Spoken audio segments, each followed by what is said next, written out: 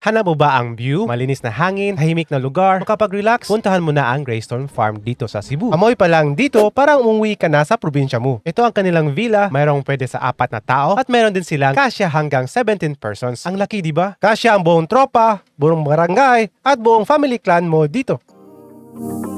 Ito naman ang kanilang gazebo area kung saan pwedeng dito ang team building or kahit sa mga maliliit na reunion. Malinis at panoramic ang kanilang pool. Kung ikaw ay may anak, don't worry, may kiddie pool din sila dito. May pool dito sa taas at meron din sa baba nito. Kaya kasya kayo lahat dito.